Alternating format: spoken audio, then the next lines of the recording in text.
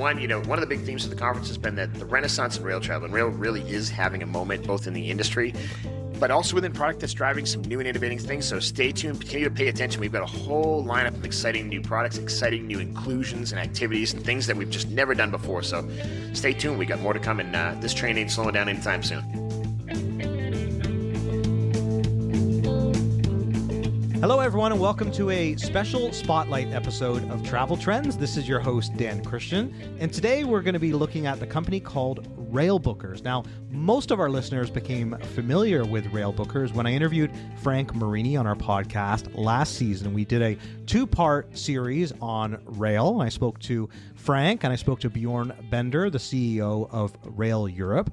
But one of the things that really stood out for me in my conversation with Frank was their company culture and their innovative use of AI. And that conversation really resonated with our listeners. And we brought Frank back to speak at our AI Summit this past year. We had him join to give a keynote on how AI has transformed their company, their culture, and how they're approaching this massive industry.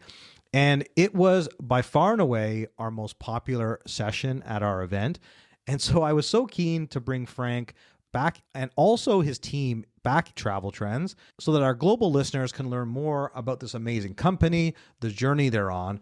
And I had the privilege to do so by being invited to their annual conference, which was hosted in Las Vegas. And the theme was the Renaissance of Rail. I had the opportunity to sit down with Frank, again, live in person, that you're going to hear from shortly, but also three core members of his executive team. And in this episode, you're going to hear from the VP of Marketing, Kaitlyn Birkinshaw, the Senior Vice President of Product, Andrew Channell, as well as the Senior Vice President of Strategic Partnerships, Jim Marini, who, as you would expect, is Frank's brother. It's his younger brother, so he's going to round out this episode. But one of the things that I have to tell all of our listeners from my experience in Vegas at this conference, besides from Frank, I was meeting Kaitlyn, Andrew, and Jim all for the first time. And you'll hear that in the sequence of conversations as they each came into the room and I had all my equipment set up to be able to meet them.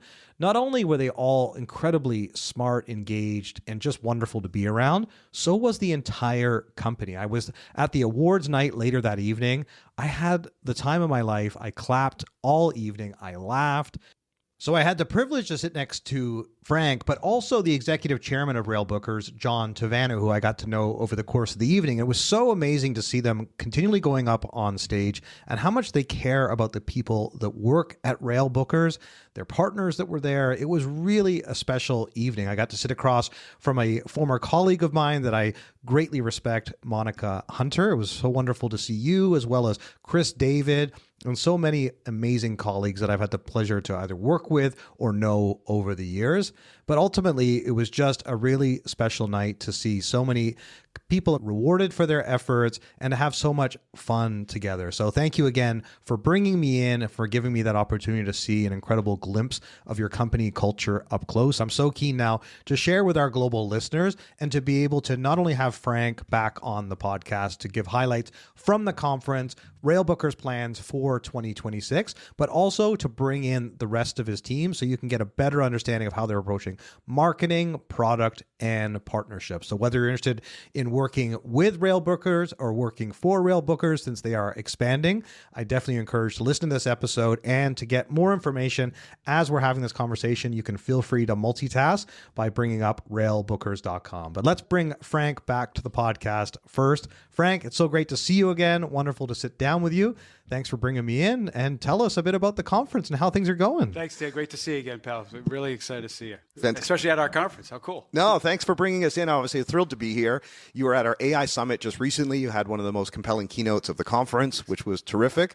And obviously, we had a chance to record together earlier this year when we were in ITB in Berlin, which was fantastic. I've seen you a couple times over the course of the year, but I'm thrilled to be here at your annual conference. So tell us a little bit about what has brought everyone everyone to Las Vegas and why we're all here. Thanks, Dan. Great to see you again, pal. We're really excited to see you, especially at our conference. How cool. No, thanks for bringing us in. Obviously, thrilled to be here.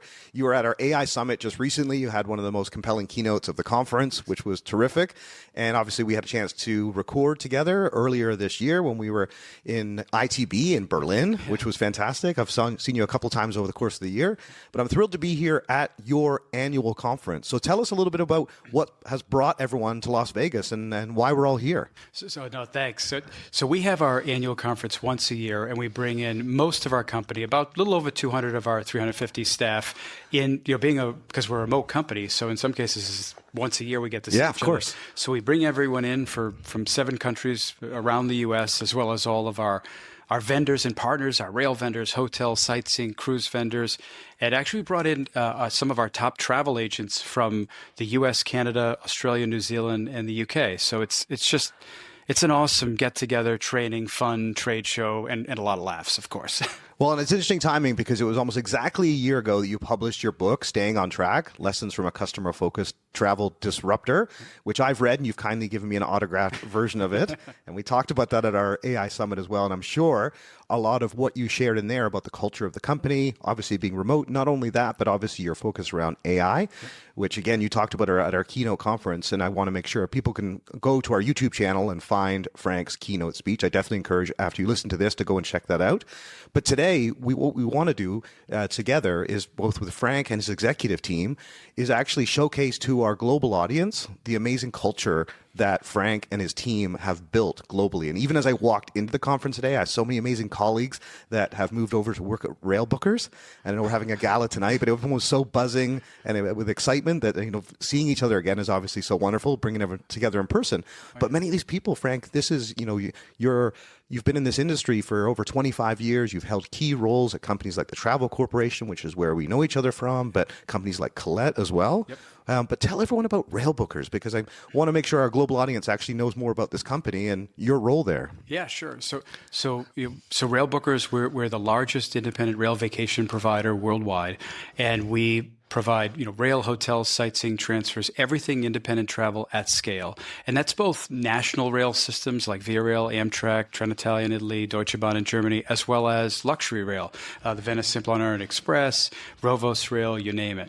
And we help travel advisors all over the world to make rail easy. I like to say we speak trains. So that's what we do. And I'm president and CEO of the company. I'm very lucky. It's extremely fun. I have an amazing staff who are fun and a lot of practical jokers. And we really, we don't take ourselves too seriously, but we focus on our customers and make sure they're happy. And we have a great time. We really do. You'll see that. Well, it's very clear. I mean, we got so much fantastic feedback from our standalone episode. We did a 2-part series last season on rail. I was so keen. I'm a huge fan of traveling by rail, obviously, especially in Europe, but I've traveled by rail in Asia, and there's a lot of new markets for rail holidays.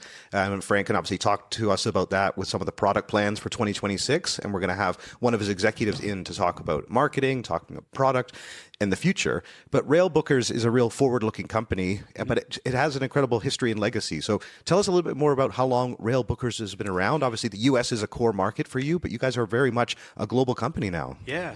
So this is our 53rd year in business as a company. I know that because I'll be 53 in a few weeks. So it's easy to remember. And in March of next year, it'll be our 6th year of being fully remote, which is amazing to me. So that's kind of our history and fully global with staff all over. Yeah. And then that was actually during the pandemic when you guys decided to go to remote. And that's actually was very much a conscious decision to maintain that post-pandemic, because one of the things you'd highlighted to me, Frank, when we spoke, was just that it gave you the follow the sun. It gave you the opportunity to make sure you had the most talented people around the world working at Railbookers. It did. We would not, Dan, absolutely be in the place we are today if we weren't remote, without a doubt, because it gave us that ability to find the best of the best all over the world, and to hire by time zone. So no matter when we hire a position, we may say, hey, let's hire that person in Perth, Australia to keep the machine going.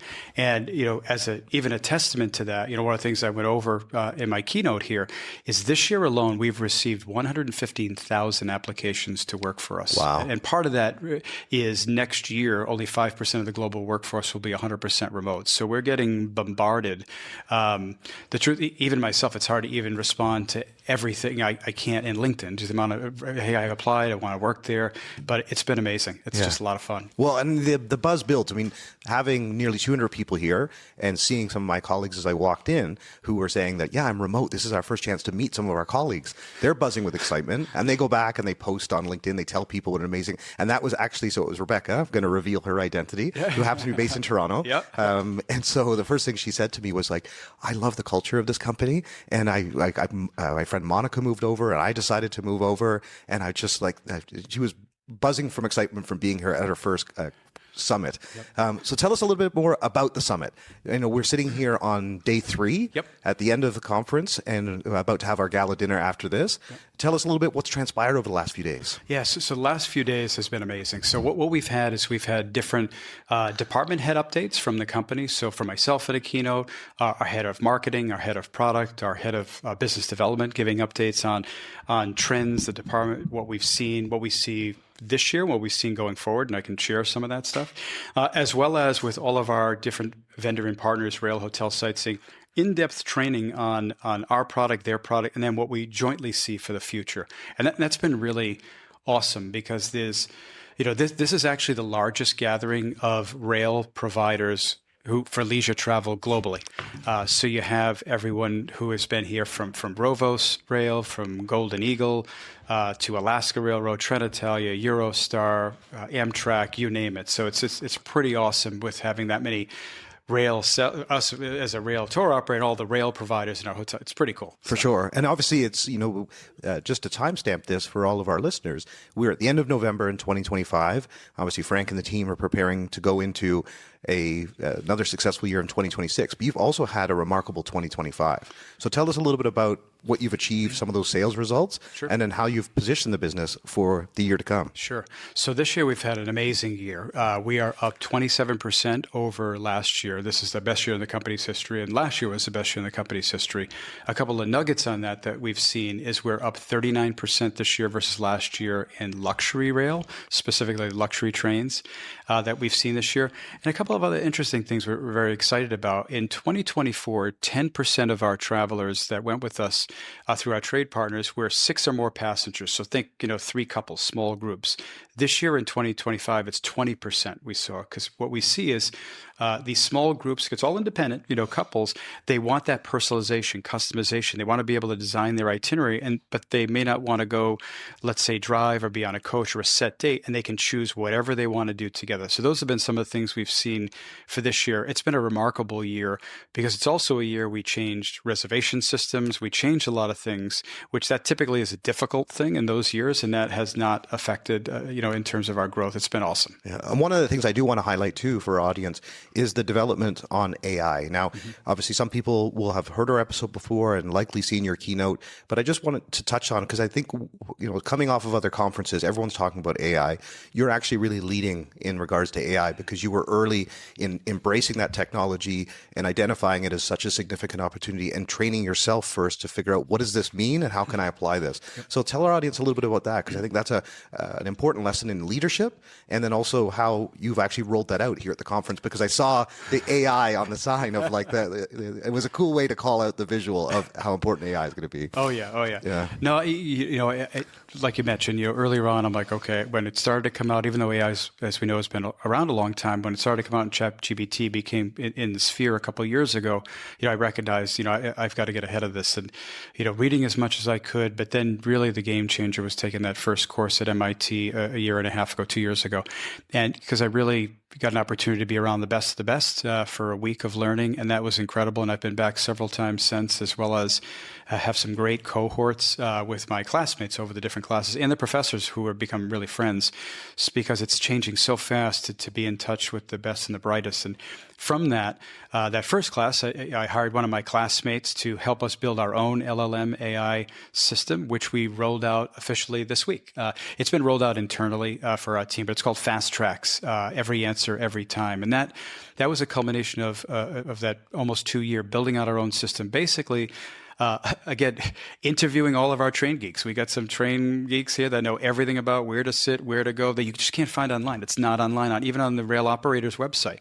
So documenting that, as well as letting, with 4,000 calls every week, AI listening to our calls and identifying questions that customers and travel advisors are asking and putting that into our system and the answer, and really continue to build it. And it will be a living, breathing thing. It's not a one and done, a living, breathing thing that we'll make sure we curate, keep adding to on a regular basis. But basically, no one on earth is an expert on every rail system everywhere in the world because they're all different. But the more we put it into our proprietary system, it allows all of our staff, regardless of their roles, to be expert. And that was the kind of the goal behind it, is customer first, to say, how can we give better service, better answers to our travel advisors?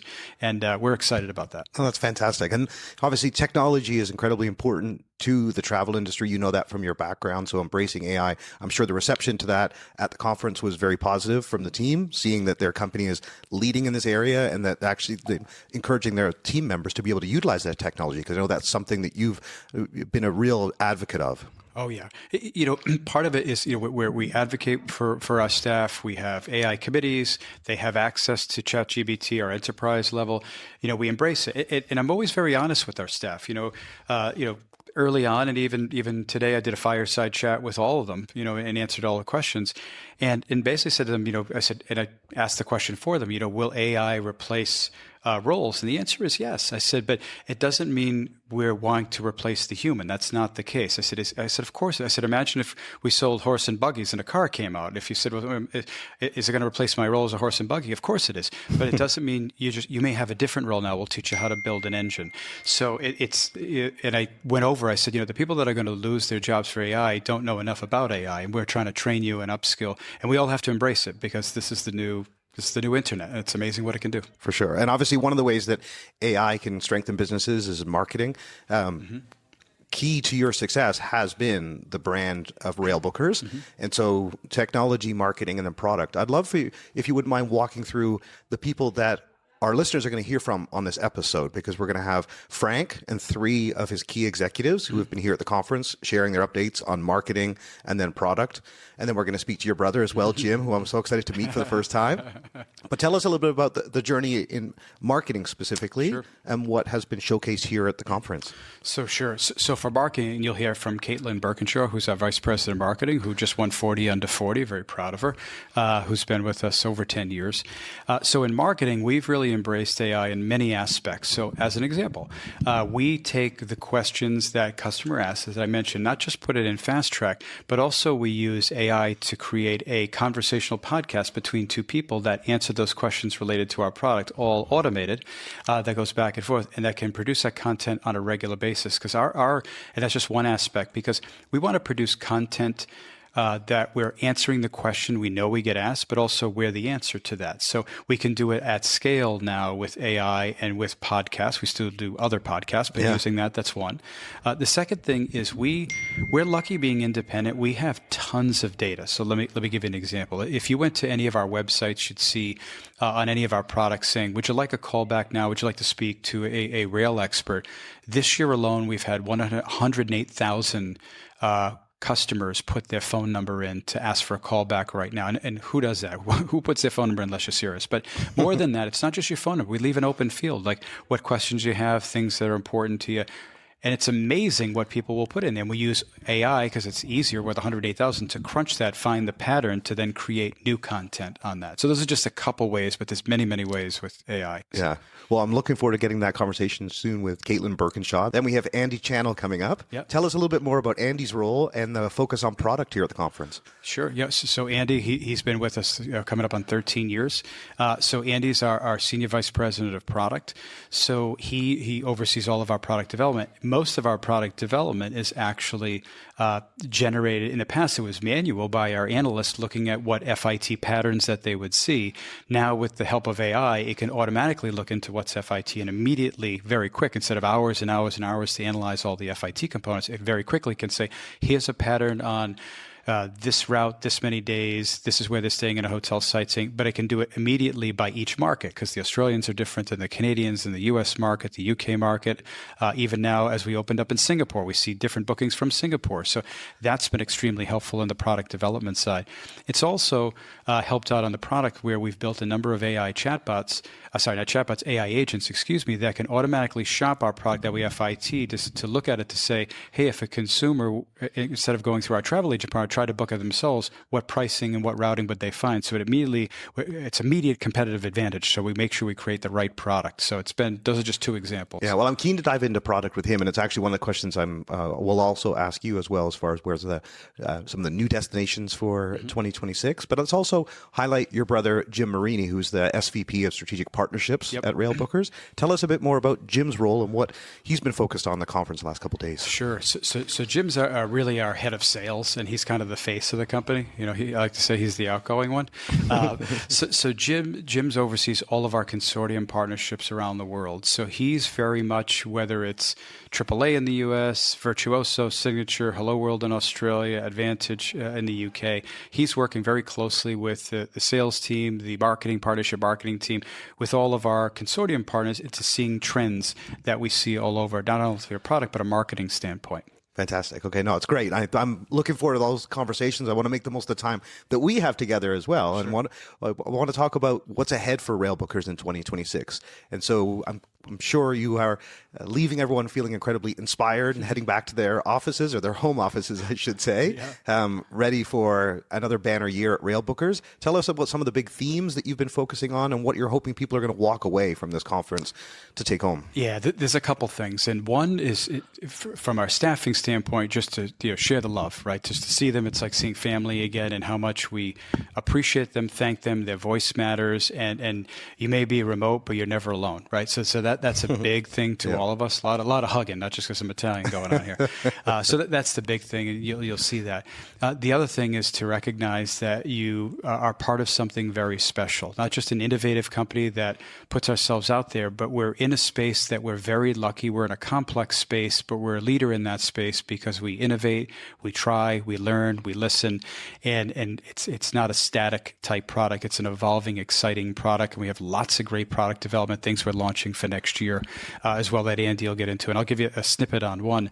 With the 250th anniversary of the United States, we've created a Stars and Stripes collection, which is really cool stuff, from Route 66 by rail, the Lewis and Clark Trail, from Hollywood to Broadway. So, amazing. But we're going all over the world, just using that as an example. Some real fun stuff. Yeah. Where are you seeing the growth, actually? That's a really good point you raised there. I mean, with a 250th anniversary, clearly there's going to be more domestic travel, and there's also going to be inbound travel to the U.S. Yes. I know this past year has been more challenging for international inbound to the U.S., but that's where your company has gone from strength to strength because you open up new markets, you've become a global business.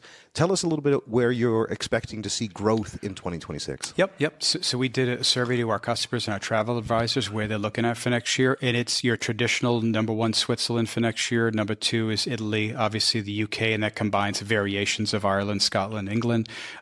We see absolutely Norway and Scandinavia. We see luxury rail. We see all your traditional Spain, Portugal, all over. When it comes to the US, we see that as well. Canada's up there, high up there, Canadian Rockies specifically. When it comes to the US, it is Alaska and the national parks. We see that. And one of the interesting things that we found for this year, for our inbound market, specifically for inbound, out of Canada, we've never really done it because it's more of a drive market. But for other markets, the UK, Australia, and our other regions, we're up going in this year into the US, and we're way up next year. So for us, it's wherever the customer wants to go. I think because it's independent, the trip can be anything the travel agent wants the customer to be. So we could be a piece of a trip. They could be going for a conference or post-cruise. So. Yeah. Well, with Jim's role, I know, given it's the partnerships, which are so incredibly important in the travel industry and community, one of the things I just wanted to highlight for our listeners as well, partly given your background and how we work together, understanding the importance of trade partners the need for human connection in a world of AI, that people are, in many ways, our industry is going to be the one that, from a operations point of view, people still want to go out and have an incredible holiday. They want to experience the destination. They want to do all the things that humans want to do to be able to elevate their senses and destination, which is what technology alone can't do. And so working with trade partners, I know, is a big, important factor for you.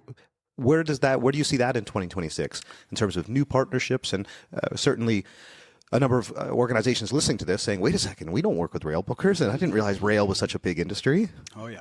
No, we're very lucky in all of our source markets that we're in. We're preferred with all the major consortiums all over.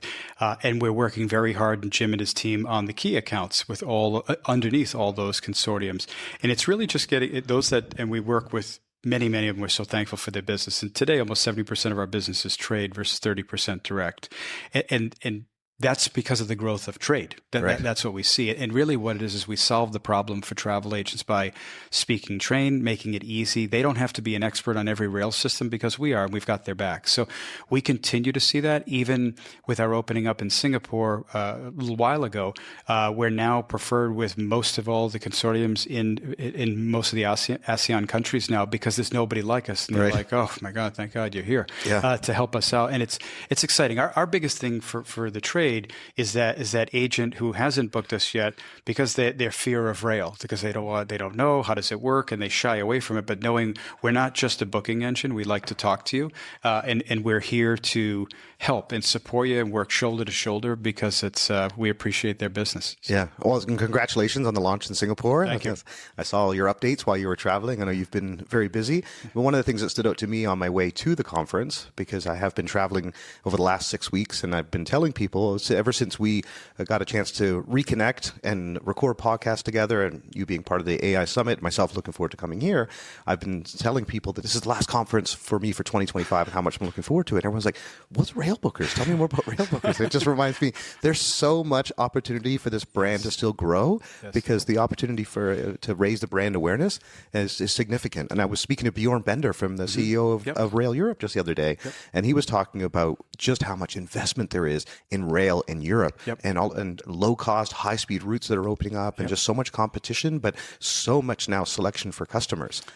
And so I was like, actually, I'm going to be speaking to Frank shortly. And so, so that's where I see there's so much potential for growth. So I'd love for you to leave us with a couple of thoughts on that, Frank, as far as what the future looks like for Railbookers. Yeah, totally. It's a perfect segue because, part of my kickoff was here, my keynote at our own summit was the wins behind our sales and talking about exactly that, the investment we see in rail in Europe and all the different routes and competition coming out, the EU proposing the new high-speed rail in different areas, shorten the time, and even on the luxury side, all the new builds coming out. They just announced a luxury train coming in Saudi Arabia and then Egypt. So there's so many things behind us that are going to help us in scaling.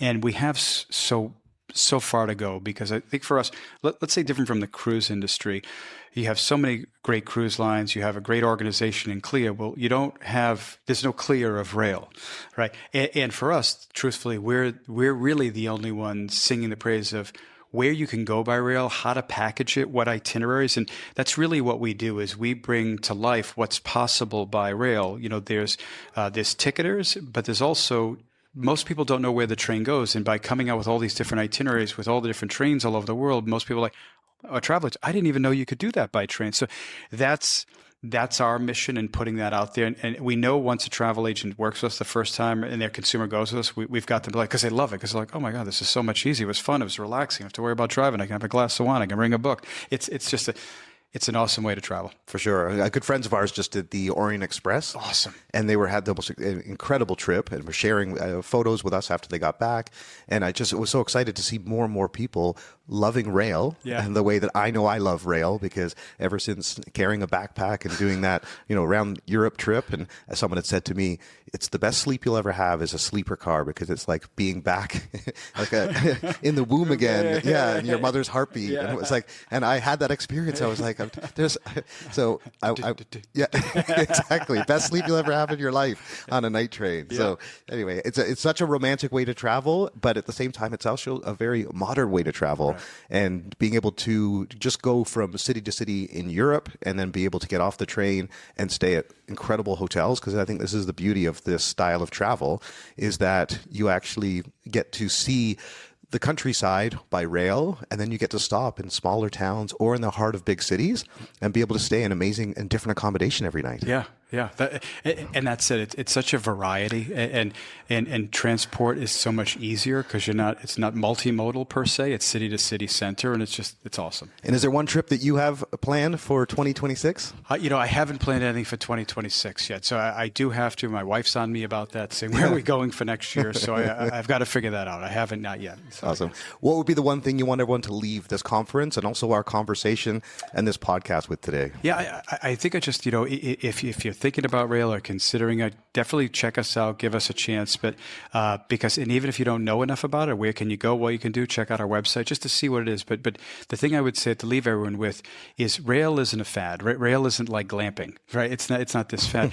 There's 180 countries out of 195 that have passenger rails. There are over 500 stations in the United States, 400 in Canada, 26,000 in Europe. So the infrastructures are in place, and you're seeing more and more on top of that competition. You're seeing luxury.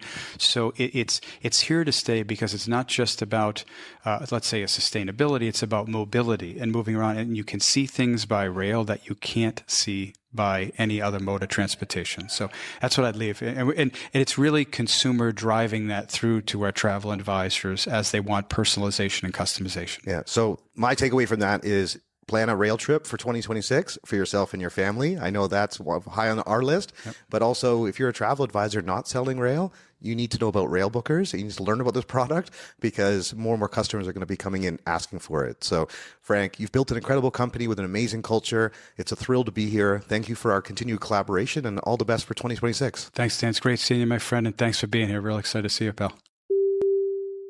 I now have the pleasure to speak to three extraordinary executives from Railbookers. You're going to hear now from Kaitlyn Birkinshaw, who's the VP of Marketing, Andrew Channell, who is the Senior Vice President of Product, and Jim Marini, of course, is Frank's brother, who is the Senior Vice President of Strategic Partnerships. Now, I wanted to kick off these next conversations after you've heard from Frank, who's an incredibly inspiring leader of this organization. I've heard so many amazing things about Railbookers coming into this conference here in Vegas, so I'm delighted to be here and get a chance to meet everyone for the first time. So I'm now sitting down with Kaitlyn Birkinshaw, who I've been told is, one of the top marketers in this business and in this industry. And I believe you also just won a major award just recently. So we're going to tell everyone about that. But Kaitlyn, of course, you're the VP of Marketing. Thanks for joining us on this special episode. I'd love for you to just introduce yourself and tell everyone a little bit about your role.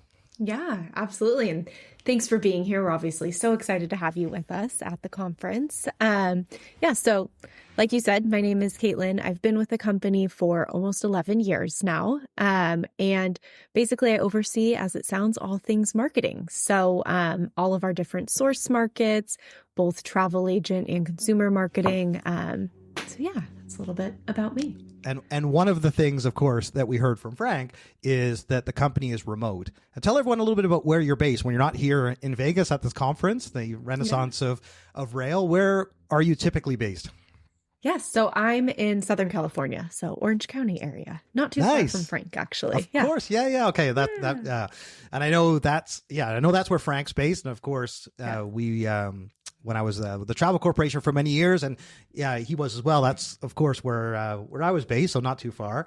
But I know your colleagues are spread across the country. So, but tell us a little bit about your background in the travel industry and how you ultimately landed this job at Railbookers. Because yes, as you highlighted, you have continued to rise up through this organization. It's one of the reasons that I actually really wanted to interview you as part of this spotlight episode. Is you're one of those rare individuals, because you've stayed with the business and you've grown with the business, and I think that's a big testament to the company culture. But yeah, tell us how you got into travel and this role at Railbookers. Yeah, absolutely. So at the time, Genki Leisure Group, who we've now come into Railbookers Group and had that transition, but we had actually an office in Orange County area. So this was pre-COVID, but we had an office in Orange County, and I applied with no previous travel experience, just marketing. I had come from actually a fashion industry background, but started as basically essentially Frank's executive assistant and did all the things and really moved my way into more partnership marketing, working with all of our amazing consortiums and AAAs and travel agencies across the globe, and managed a lot of those accounts, and then just worked my way up. And like you said, it's an amazing company, as I'm sure you can see here at the conference, and the culture, and it's just a really great place to be. And obviously the industry is booming and the renaissance of rail travel is here. So definitely a good spot to be in, and exciting to see how much the company has grown and how much we're able to accomplish in this space. Yeah, for sure. And that's the part that really intrigued me, because, moving up from an assistant to a specialist to a manager to a director and then the VP of marketing, and expanding your focus globally. I mean, it is an exciting company to be a part of, but obviously to be able to have that growth is a true reflection of your contribution and commitment to the business. So tell us a little bit about your role today, especially as we sit here at the conference. I'm sure you've been hosting a number of sessions. Of course, I've just arrived towards the tail end of the conference. You guys have been together for the last 3 days. Tell us a little bit about your role and how it relates to what you've been covering here at the conference and educating everyone on the plans for marketing Railbookers in 2026. Yeah. So yesterday I led a session just giving a general overview of all the exciting things that we have coming up in marketing. So my team consists obviously of the email marketing and some of the exciting things we've been doing there. We've announced new websites coming up in 2026 will be an initiative myself and our team are leading, as well as different things in AI. So our marketing team is really leaning into AI podcasts was one of the things I discussed yesterday in my session. So some really fun things that we're overseeing. And it's not only for the US market, but it's also for the Canadian, the UK, the Australia, the Singapore markets. So we're really across the globe, which is great. Tell us a little bit more about that, because obviously it perks my ears as soon as I hear podcast and AI, especially the two together. Tell us a little bit about how that works and what the benefit is. Yeah, absolutely. So we know everyone consumes information differently. Some people, like to read. Some people like to watch videos. And obviously, many people love to listen to podcasts. So we definitely wanted to get into that space and make sure no matter which way someone wants to consume content, that Railbookers is there. And so obviously incorporating AI as a way of the future. This is really set up as essentially two people having a conversation, very similar to you and I having a conversation across the table. This will just be more of the AI side of things, and set up to really discuss the top questions that customers and travel agents have when it comes to a rail vacation and what that consists of, integrating a lot of our top questions. So it's something we're really excited about, and customers and travel agents are really grasping onto them. So we're excited to do more moving into 2026. For sure. And you mentioned travel agents, of course, they're such an important part of the distribution for rail. I know you've had a number of travel agents here over the last couple of days and partners as well. And you mentioned, of course, Frank highlighted just now the expansion into Singapore. And I'm keen to ask the rest of the team about that, because you've truly become a global company. But your role is complex for those reasons. And you clearly have international markets. That's one complexity. But you also need to be able to market to consumers and to travel agents. So tell us a little bit about the travel agent side, because you need to make sure, and I know this from my experience, you need to be able to make sure that travel agents are able to market Railbookers. So your role, you've got to talk to two different audiences, and you have to arm travel agents with all the marketing collateral, the messaging that they need. So tell us a little bit about how that's been working here at the conference, the agents you've brought in, and the B2B side of your marketing. Yeah, absolutely. So excited to have, obviously, our travel advisor partners with us here at the conference. That's been something I know our team was really excited about, and just everyone within the company. So it's always nice to speak to the travel advisor, of course, in person too. But yeah, to your point, it is different, and we want to make sure that we're arming our travel advisors with all of the knowledge. So we have several webinars that we're doing on a weekly basis for our travel advisor partners. We have an amazing TA toolbox on all of our websites. So for every market, so they're all different depending if the advisors in the UK or the Canadian advisors or the US advisors, all of those have different assets and materials available for the advisor to be able to market to their customers and really make them an expert in rail travel as well. We know it's complicated, and we want to take that burden off of them as we are the experts. So social media assets, videos, flyers, we have it all. So lots of things available. Well, one of the things you obviously need to have is the collateral that meets the need of the customer based on destinations they're interested in. And that's one of the things I was keen to ask you about, but also the rest of the team as well, because, for me, as I have gotten to know more about Railbookers, getting to know Frank, he's been on our podcast before. He was part of our AI Summit recently, which everyone loved his keynote. He's very inspiring with how he's approaching AI and building it into the business. But I want to understand this, the destinations for 2026 and some of the marketing campaigns you have coming up. So tell us about some of the, major destinations for 2026 you've been highlighting and some of the marketing campaigns that you have coming up to meet the moment and what travelers are looking for in 2026. Yeah, absolutely. So, Switzerland, Italy, those will be very popular. Of course, moving into 2026, we've seen them in 2025. But even the combo of the two is something we're seeing quite a bit of people connecting Italy and Switzerland. So that's very common.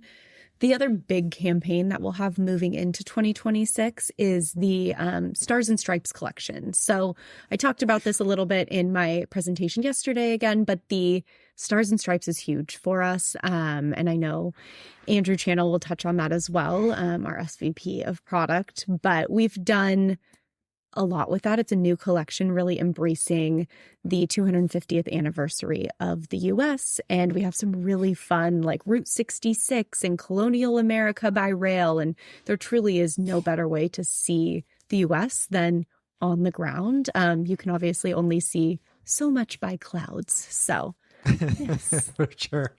Well, yeah, Andrew's waiting outside, so I know Andrew. I've not met Andrew before, and I actually met Jim. So it's fantastic to sit down and to get to meet you because again, I've heard so many great things about Railbookers and the culture, and getting to know Frank more and more. So I'm really keen to understand more about the company and the product and the marketing and the messaging. So one of the other things I'm keen to ask you, since you're very focused on the consumer and trying to get the right message in front of them. So tell us a little bit about who a Railbookers traveler is and also where they come from. I know you guys are primarily based in the US.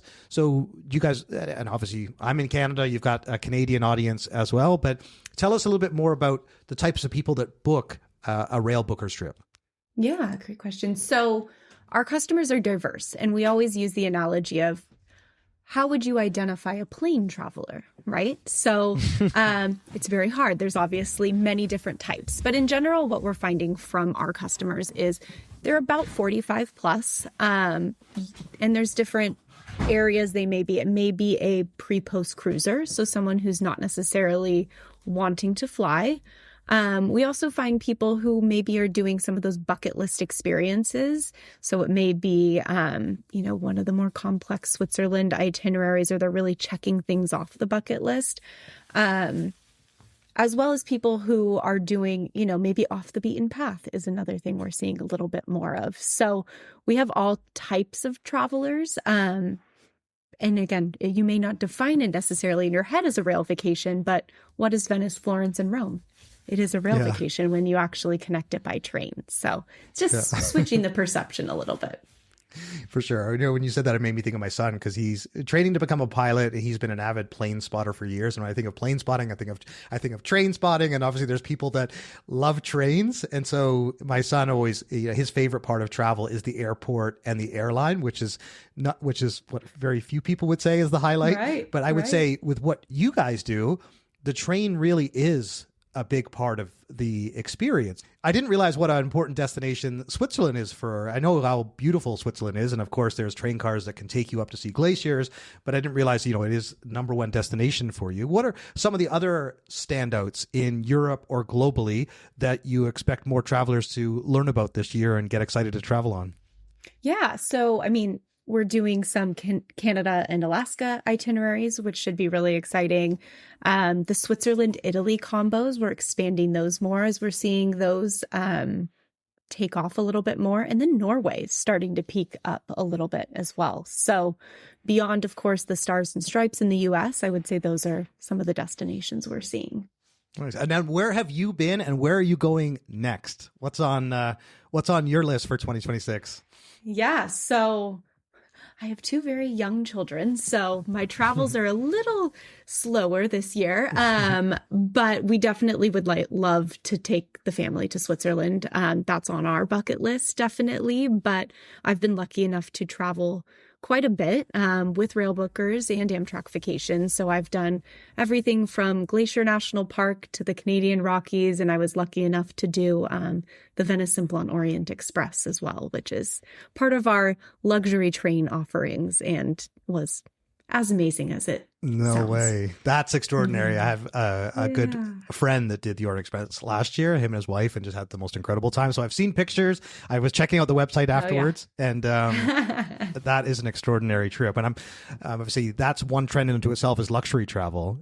Is there any other trends that you're paying attention to in 2026 that might be interesting for our listeners, as it relates to rail travel, but just global travel and how people are seeing the world? Yeah, I mean, to me, it is connecting those different destinations. As I mentioned, the Alaska and Canada is very common, but also that Switzerland and Italy, and then Norway.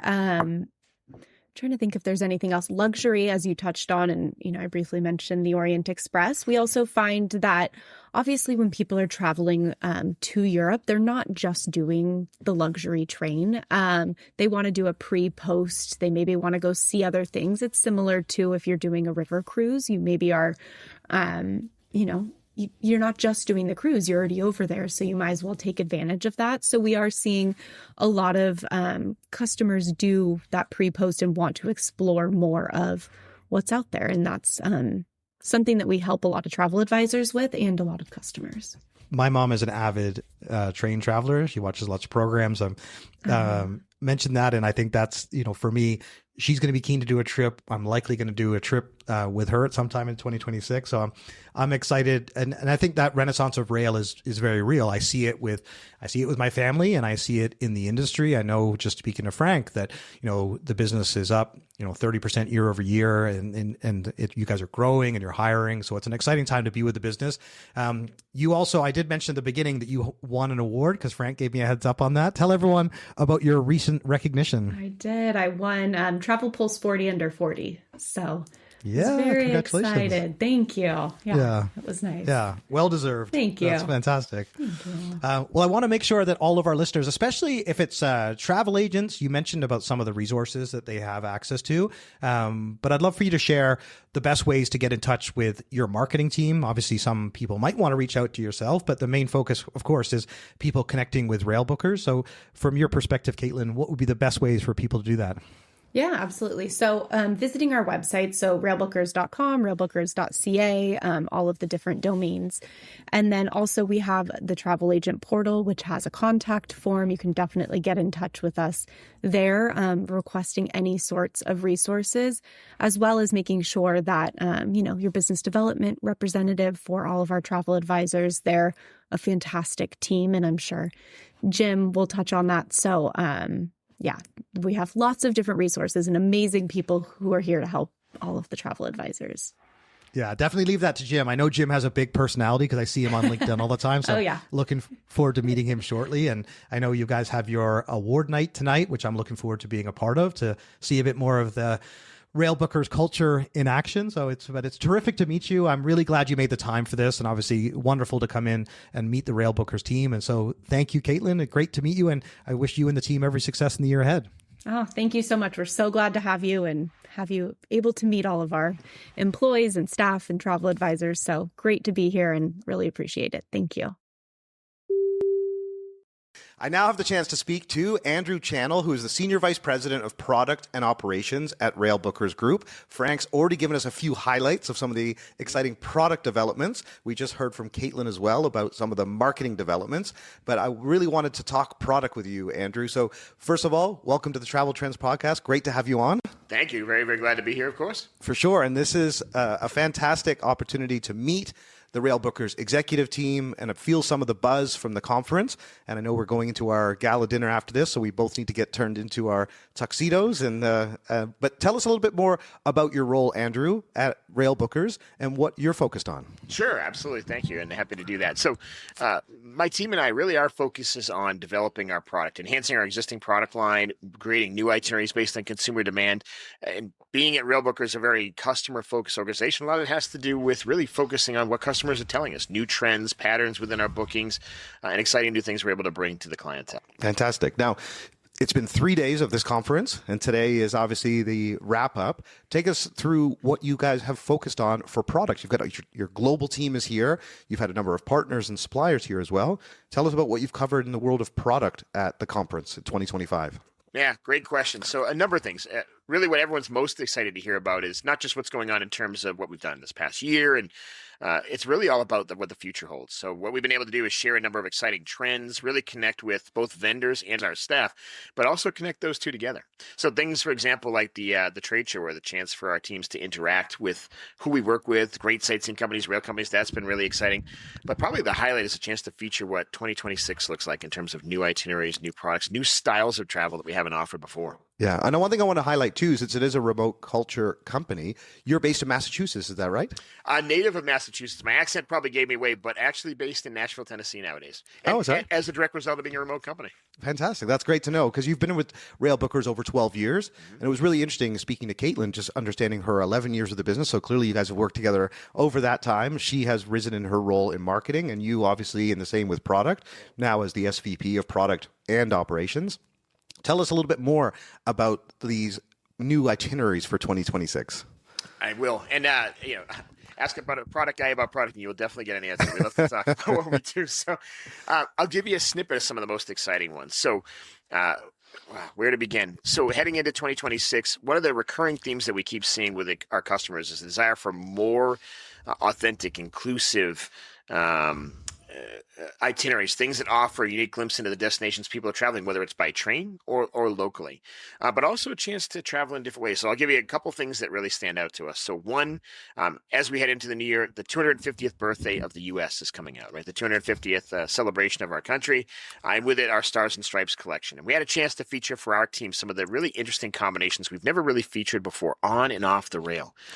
So, for example, being able to travel cross country, in the footsteps of Lewis and Clark, our Lewis. Yeah, of course. Yeah. And following that same journey of how the Pacific Northwest was really opened up, but really doing it by train offers something special. Magnificent views on board, getting off and exploring Glacier National Park.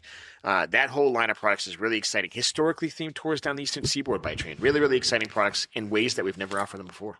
Well, we've talked a little bit already about Orient Express. We've talked even about Via and the Canadian. Obviously, you work with some of these amazing rail lines around the world.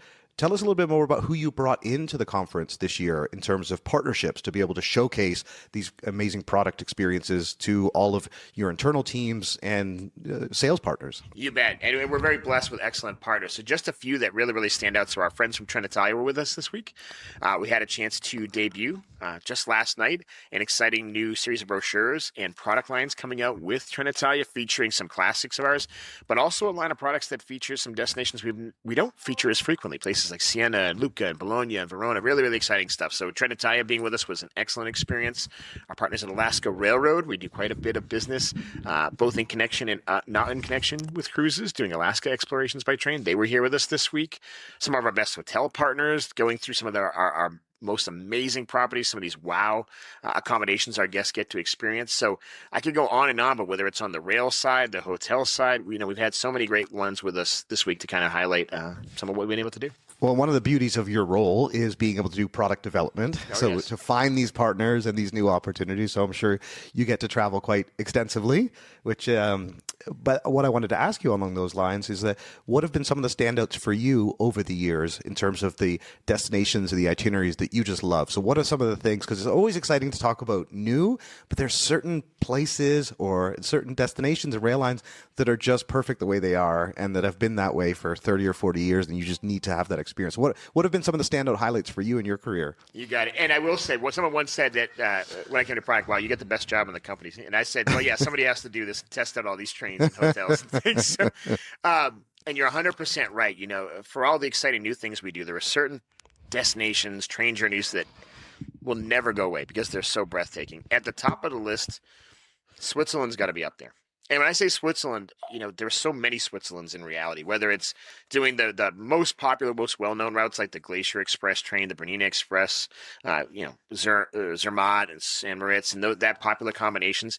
But you could go on and on about amazing Swiss destinations. Those are certainly highlights, but whether it's, those or visiting regions like Ticino and taking some of the Goddard Express and other trains and visiting the lakes, the Swiss and Italian lakes country, that's definitely a highlight.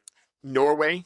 If you haven't done Norway by train, put it on the list. Yeah, I haven't done Norway yet at all. It sounds like a Norway by train. There's always, when you talk about certain countries, you're like, it's one way to experience, like even Sri Lanka.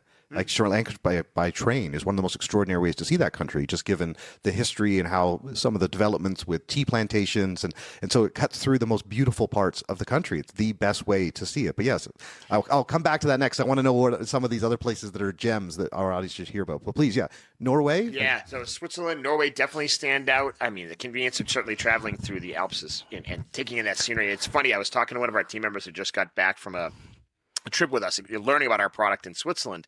And she said something that's very, very true. And that was, it wasn't just the wow trains, like those highlight trains. She said, even the regional, and she's right, even the little regional train connection, just getting from Zurich to another thing. She's like, the scenery was eye popping, even just going place to place. And she's 100% right about that. So Switzerland is definitely a gem. Norway, absolutely a gem. I got to tell you, even here in North America, doing the Canadian Rockies by train, whether it's with Via Rail or Rocky, or very often our guests will do both. Yeah. They'll do a circle journey and do both. Absolutely spectacular. If people often ask me this, like, what are the best train journeys? And I could talk about, I've done India by train, I've done Peru by train, I've done all over Europe. Those are three right now that I would say, if you haven't done them, for all the exciting new things we open up, those are must-haves for everybody. Yeah. So, and that's where so many people are still just discovering rail travel. And I was telling this to Frank that, it's such an amazing company culture and brand, but there's still so many people that aren't familiar with Railbookers that need to, right? And that's exciting on the trade side and consumer. Tell us a little bit about some of these emerging destinations, especially having recently opened in Singapore. Yeah, and Singapore opening up as a customer market for us is really interesting because it opens up a whole new customer and a whole different approach to products. So we recently launched a series of 24 itineraries aimed specifically at the Singapore market. And some of those feature familiar destinations, but in different ways. And I shared this week, for example, a couple new itineraries through France, through Switzerland, through other places that seem familiar, but our guests are doing them in a slightly different fashion, connecting regions we've never done before in new ways. For example, we have a historic France itinerary that takes in a little bit of Normandy, Loire Valley, a journey down to Bordeaux, some wine country experiences, Mont Saint-Michel.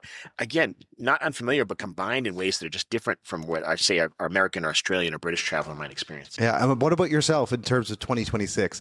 What is on your list of destinations that you're keen to explore or itineraries that you've helped put together but maybe not experienced yet?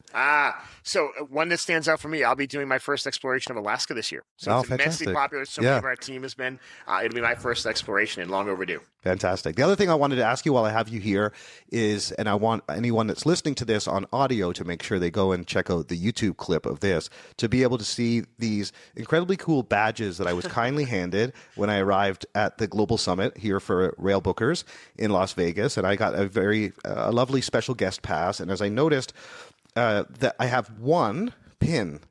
And instantly what hit me was my experiences at Disney when people get the pins and trade pins. And I'm looking across at you, Andy, and you are adorned in a whole series of pins. Tell us a little bit what they mean. Are they from each year's conference? So it's funny. I was going to ask if you had started your pin collection yet. I can see that you have, which is very, very good. Yeah, I feel like I get more bedazzled by the year with everyone that goes on. It's a few years of service. So I've been here, as you mentioned, going on 13 years. So I've had 3 and 5 and 10 year. Definitely a couple of the conferences on here, and then the Bob DiPaolo Award. That's the gold one. Oh, tell us about that. So every year the company awards the Bob DiPaolo Award to an employee that really stands out as exemplary in every way.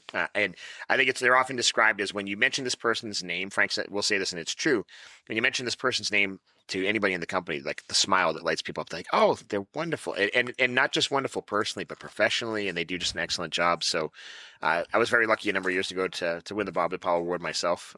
And true story, I never saw it coming. I can tell you, I don't get choked up often. I'm not a teary guy. They almost got me that night. It was good, but we have a number of our Bob DiPaolo winners here as well. So that's that one. That's fantastic. Well, it's such a delight to speak to you, get a chance to meet you. Obviously, it's wonderful to be here. And, aside from knowing Frank, this is my opportunity to get to know each of you and then to see the celebration tonight. I want to make sure also that anyone that might want to reach out to you as a result of this, whether it be for partnership opportunities, obviously, Andrew, you also go by Andy, as I understand it. Yeah, it's funny. I always say my name is Andrew, but I go by Andy. Yeah, okay. It's like, and Andrew Channell is obviously your full name with 2 N's and 2 L's. That's the important part, yes. If people want to reach out to you on LinkedIn, what are some of the other ways that people can connect with the Railbookers organization on the product side? On the product side, yeah, feel free to give us a call at any point. Certainly reach out through LinkedIn and reach out to me at andrew.channel@railbookers.com. The team and I are always excited to make new connections and happy to hear from anybody. Fantastic. What's one thing you'd like to leave us with, Andy, in terms of Railbookers in 2026, whether it's product or the results of the inspiration from the conference? What's one last takeaway that would be interesting for our audience to know about Railbookers, about you, about where you guys are headed in 2026? So I'll leave you with 2 quick ones. One, one of the big themes of the conference has been that the renaissance in rail travel, and rail really is having a moment both in the industry but also within product that's driving some new and innovating things. So stay tuned, continue to pay attention. We've got a whole lineup of exciting new products, exciting new inclusions and activities and things that we've just never done before. So stay tuned. We got more to come, and this train ain't slowing down anytime soon. Well, I look forward to seeing you on a train journey. I'm a big fan of rail travel, our listeners know. So I'm looking forward to featuring more on rail in 2026. So I'm sure we'll have you back on the Travel Trends podcast to share more highlights with us. But terrific to meet you, Andy, and all the best for 2026. Thank you for having me, and be glad to come back anytime. I'm now thrilled to be joined by Jim Marini, Frank's younger brother, who you've already heard on the podcast, is the SVP of Strategic Partnerships globally. So welcome, Jim. Great to meet you. Great to have you on the podcast. Thanks so much, Dan. And I noticed how you said younger, and that is correct. I am Frank's younger brother, but great to be here. Thanks for having me. Yeah, for sure. I'm thrilled to meet you. I feel like I know you because I constantly see your updates on LinkedIn, and obviously I've got to know Frank so well over the years. So it's a real pleasure to finally meet you. But tell everyone about your background. I know you've been with this company for more than 13 years. Like you were with Celebrity, you were with Colette before. That's right. So tell us about your background in travel and specifically your role at Railbookers. Yeah, absolutely. Well, my story actually starts at age 15 years old, and let's just say I have another 5 in my birthday, but it's the first number 5. So been in the travel industry ever since literally high school, and it almost happened by accident. So used to play American football, quarterback, yes, back in the day. Had an injury and didn't know what else to do. Had a lot of time, couldn't play sports, and as it so happens, one of my closest friends, his family operates Colette, and that's kind of how I got introduced to travel and started back in the day in high school at Colette, tours at the time, and worked in the mailroom, believe it or not, and then went into telemarketing, then marketing, and then the minute I graduated college, went in right into outside sales, and then spent about 15 years at Colette.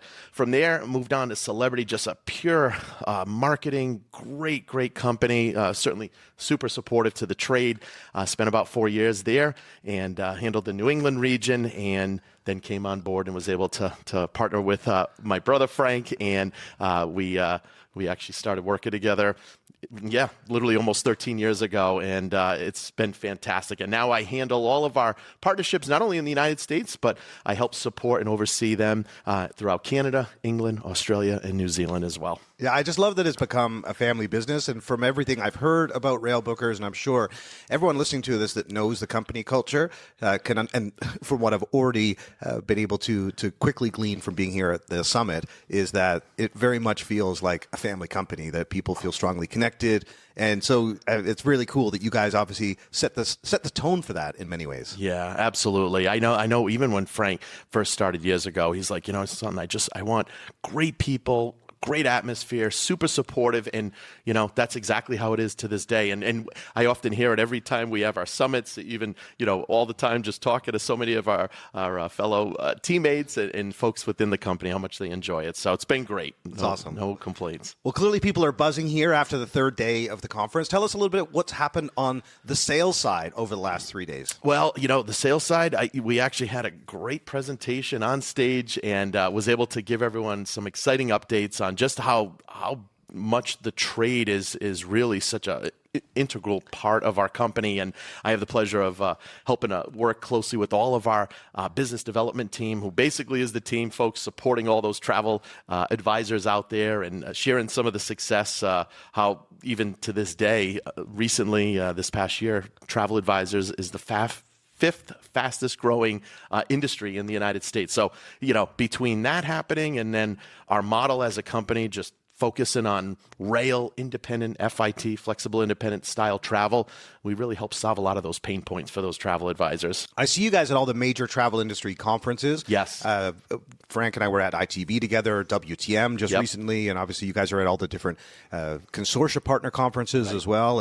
And so take us through, and with Frank highlighting the fact that 70% of the business is trade, take us through a little bit more about the partnerships, especially because some of them have been here over the last couple of days. Obviously, you're bringing in some of the partners to be here to feel the buzz, the energy, as well as the internal teams. Tell us a bit about where you're seeing that growth in particular. Absolutely. Well, I'm proud to say as of today, we are officially preferred with every major consortia travel organization in the U.S., Canada, England, Australia, New Zealand.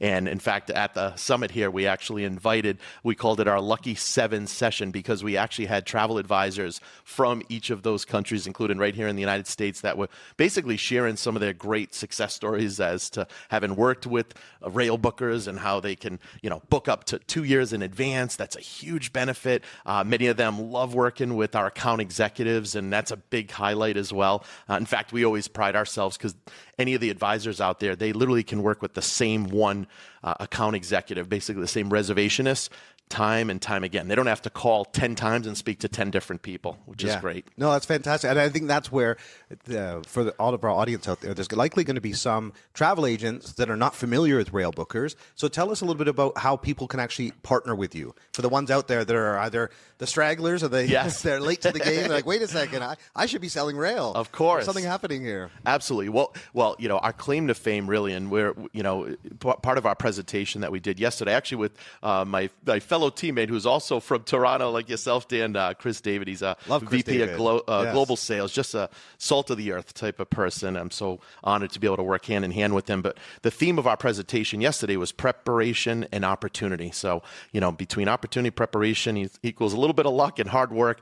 And as an example, years ago, if any travel advisor were to book any rail tickets, and certainly for any of them listening to this podcast, they could certainly relate. Back in the day, if they were booking any rail tickets for clients that needed to get from point A to point B to point C, whether it's in Europe or anywhere around the world, they typically would have to wait until 30, 60, or 90 days to actually book or issue those tickets, which for travel advisors, that can be a real pain point because they could have booked a trip a year in advance, except for the rail. Not to mention when they would book rail tickets, they may make $2 or $3, maybe $10 on an average. Let's just say they're fortunate to make a lot more. So between being able to book up to 2 years in advance with Railbookers, being able to make much more commission, but also we take care of everything: rail, hotel, sightseeing, transfers, and more. So really that one-stop shop when it comes to independent FIT-style vacations. And for those people who are going to reach out, I mean, obviously you have a sales pipeline for that, but how does it work in the regional markets? Do you guys have trade partners in each of those major markets? And then are people contacting you directly through the website? What is that process? Yeah, absolutely. So we actually, we're happy to say we have staff all over the U.S., Canada, England, Australia, New Zealand. So typically any of the travel agents, travel advisors, whether it's here in the United States or any of those countries that I just mentioned, they would contact our local numbers, local staff, and we have trade team members located throughout all those different areas. And most recently, which you may have heard about, now expanding into Asia region. In fact, hired some staff in Singapore as well. Yes, yeah, we touched on that. I was thrilled to see that announcement with Frank over in Singapore. And so, yeah, you guys are truly a global company. One of the things that we also talked about in addition to marketing is technology. And I know that's important to travel agents as well. So take us through, I know AI is such a focus for you and your brother and the whole company. Yes. And it's, it's obviously it's incredibly important for the travel industry to embrace this technology and to lead in this space, because so much of travel is leveraging technology. Tell us how that works from a travel agent point of view with how they're able to book Railbookers through your portal. Take us through some of the tech that you guys offer your partners. Absolutely. Well, we're actually implementing and building a whole new really data lake system internally within our own company to just really kind of be that one-stop shop, almost like the Railbookers Google of all the latest and greatest and helpful information to better help support and provide to our travel advisors. But typically the way that our advisors work with us, because as of today, there really is no way to be able to book rail, hotel, sightseeing, transfers, more, ferries, you name it, actually online. So typically what they'll do is they'll give us a call, all right? And again, they can work with the same one account executive, the same one reservationist. Typically, I always say, once they initially call us to, help answer that question, make that first quote, make that first booking, then from there, they literally can just email that same account executive time and time again, and they never have to pick up the phone if they don't want. We also have an online form that they can also fill out if they have any particular itinerary requests, and then that will be responded to shortly after. And here's another unique selling point. We do instant quotes. I will tell you, most travel advisors, especially when it comes to independent FIT, flexible independent style travel, it's not uncommon that it could take them sometimes 3 to 5 days to actually get a quote back using another operator. With Railbookers and or Amtrak Vacations, our other brand, we do instant quotes, 2 copies, one for the travel advisor and one that they can forward right on to their clients as well. No, I appreciate you sharing that, because my background is coming up through corporate travel and just knowing how important travel advisors are. And certainly you guys are very agent focused, and we're continuing to see growth in that category. The other area I want to highlight while we have this time together too, Jim, is the destinations that you are specifically excited about, because I had the chance to ask that of your colleagues, and I'm really keen to get your take on that as well, because clearly you work in the travel industry because you're a passionate traveler. So, you're on the sales side, you're on the road, but take us through some of the itineraries that you're particularly excited about from a sales point of view to get out there and let people know about for 2026. Absolutely. Well, the destination by far that's our most popular are in the world, let alone in Europe, Switzerland. So I know I might be saying what some of my fellow colleagues may have backing mentioned. them up. And that's right, okay, backing them up. Switzerland, you can't go wrong. I mean, from the snow-capped mountains, the cuisine, the fondue, the people, and of course the rail. I mean, from Bernina Express to Glacier Express. And the nice thing with us too is we can book all different categories of service on board the trains, again, and then have some sightseeing tours included periodically throughout the tour, as well as giving the travel advisors, clients free time. But Switzerland is by far our most popular, followed by Italy, right? And then from Italy, it's other great destinations throughout Europe, from Ireland, Scotland, England, Norway, Spain, Portugal, and beyond. We also see a huge trend of folks going to Canada, as well as next year, we do have the 250th anniversary here in the United States. So we're going to have some real exciting itineraries as well. And what about yourself? What are you going to take next year? What am I going to take? Well, actually, on my wish list, it's actually Norway. I've been fortunate to travel around the world, but Scandinavian countries has not been an area I have been to yet, but yet it's one of our top areas in the world, let alone in Europe. And funny enough, speaking of Europe, just a little fun trivia for all of your listeners out there. There's over 26,000 train stations just in Europe, right? Last year alone, I actually just asked this trivia question yesterday during our presentation here at our Railbookers Group Summit. And the question was, how many people do they think traveled on trains last year alone in Europe? Now, this is all types of travelers. It could be travelers, it could be local Europeans, business folks. But the answer, 1.1 billion with the B.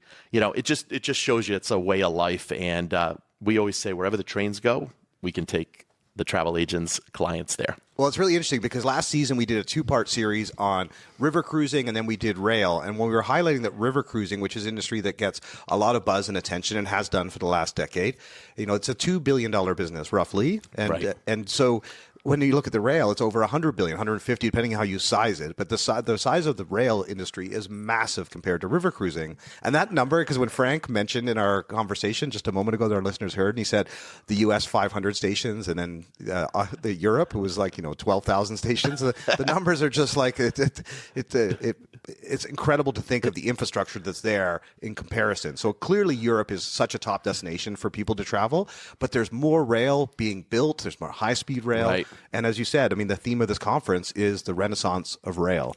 What are some of the big takeaways that you want our global listeners to also understand about where Railbookers is headed in 2026 from a sales point of view? Absolutely. Well, you mentioned river cruises, Dan.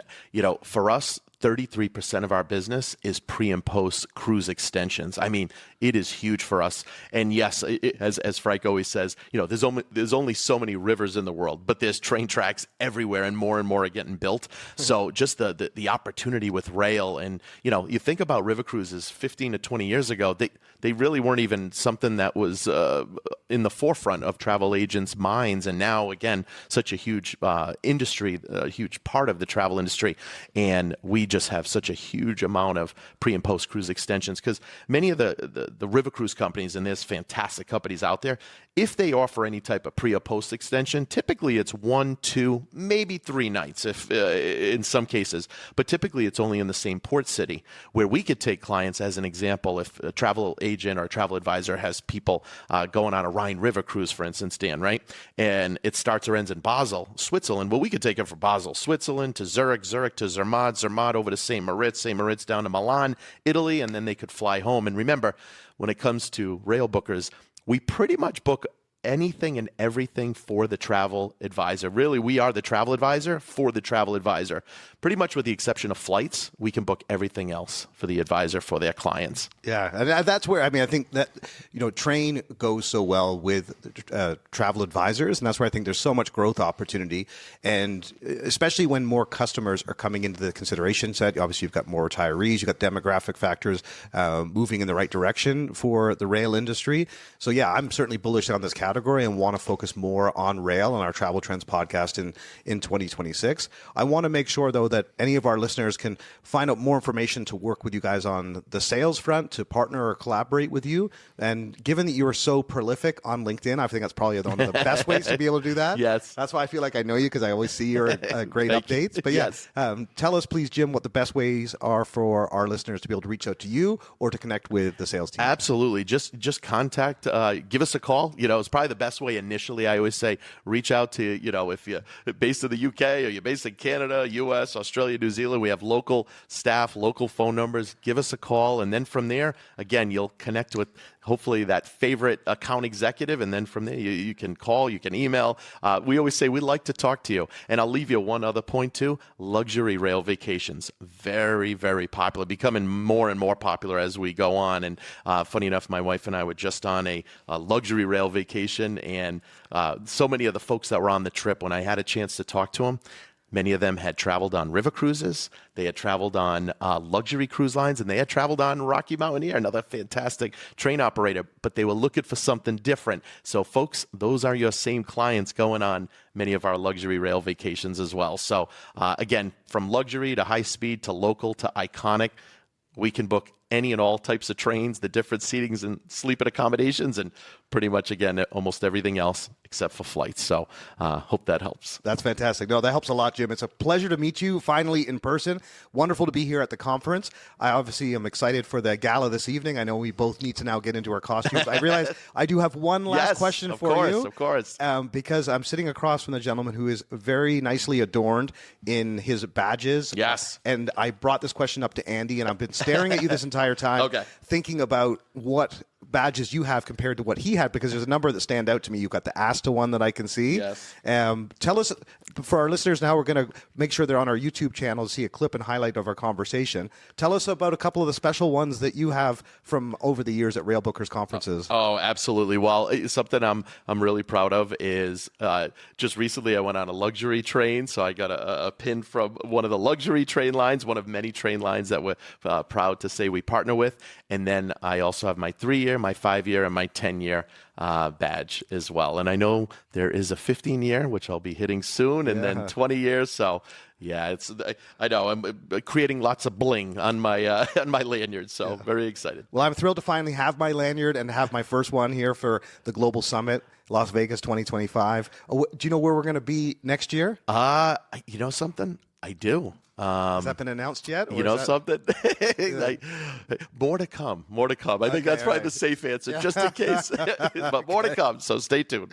All right, we'll make sure we share that when the time is right. But real pleasure to meet you, Jim. Wish you every success in 2026. Thanks so much, Dan. Thanks, everyone.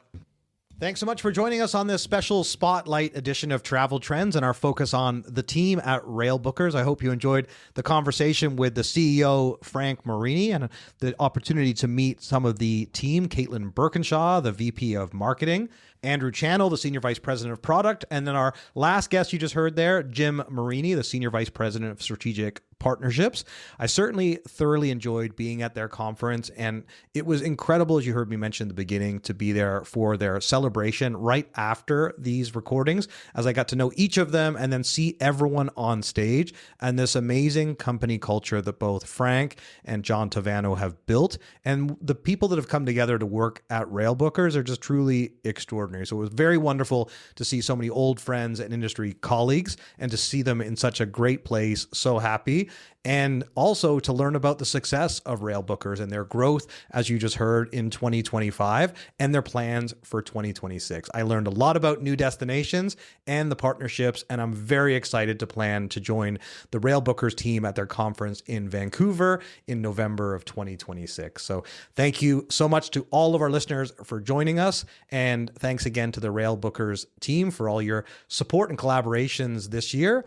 And don't forget, you can find out more information about Railbookers at railbookers.com, whether you're planning a trip for yourself and your family, or if you're interested in planning a trip for one of your guests.